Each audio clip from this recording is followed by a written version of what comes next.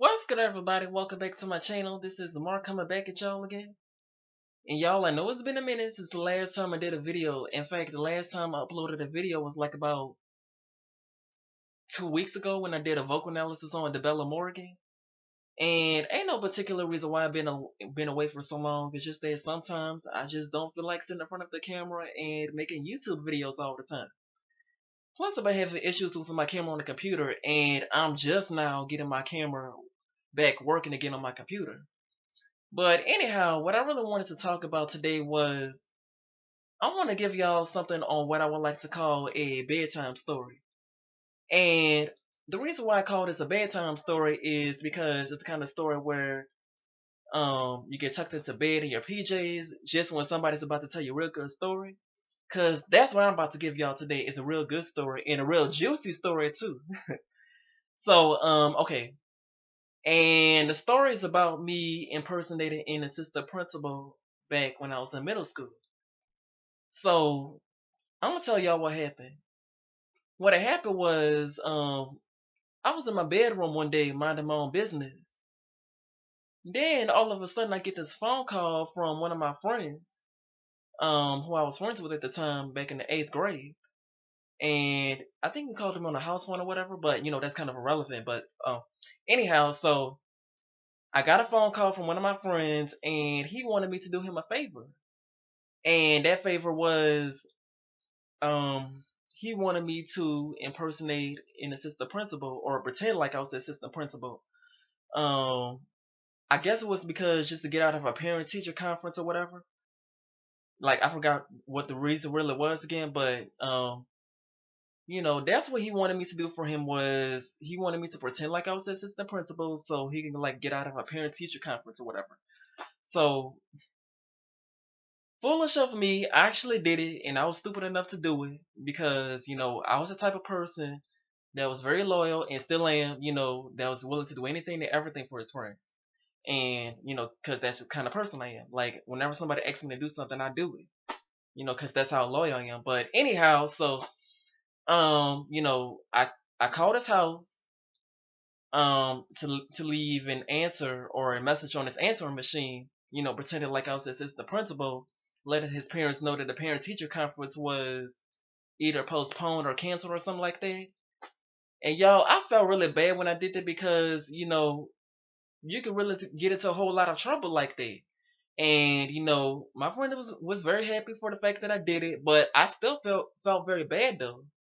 So then what had happened was like a few days later when we got into school, um, we were in another class and we got called back into our primary class, by our primary teacher, our 8th grade teacher. We got called back into that class, and that's when our teacher had brought it to our attention that somebody had been impersonated in assistant principal. And they didn't know who it was who did it, but whoever it was, or if they found out who did something like this, like there were gonna be some serious consequences, or that person was gonna suffer some serious consequences. And y'all, I'm not gonna lie, like I was at my desk, I was very nervous, I was scared out of my mind because, I'm thinking this is the time where they're gonna find out that I actually did it.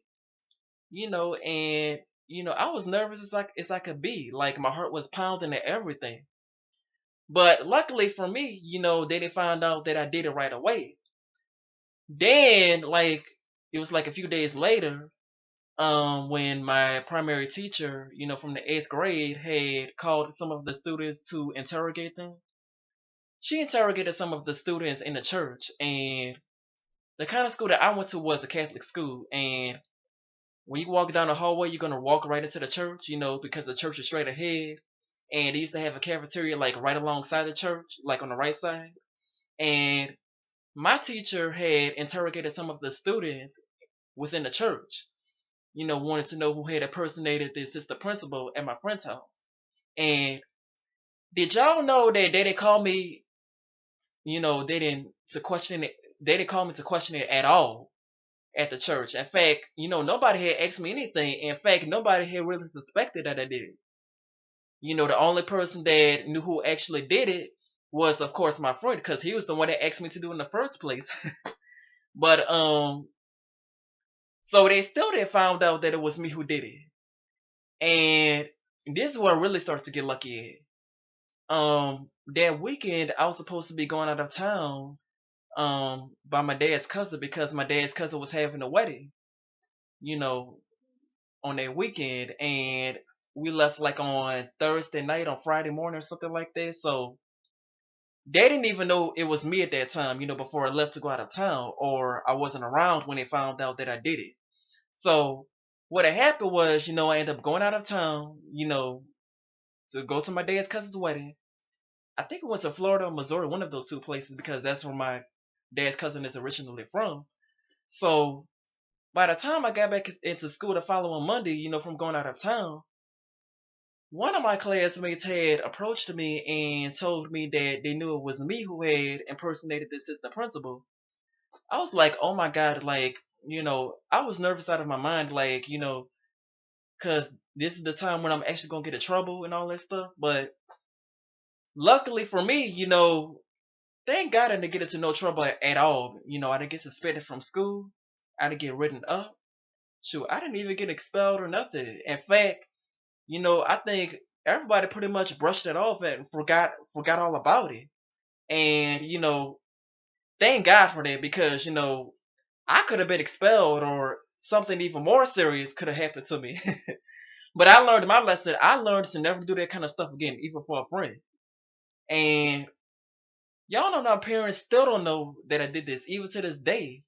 And this happened like about maybe 11 or 12 years ago because I was in the eighth grade when this happened. And that's basically it. That's basically all I wanted to tell y'all. I hope y'all enjoyed this video. Please like, comment, subscribe, and share. And all of my information to my social media will be down there in the description box below. And in the meantime, I will see y'all in the next video. Peace.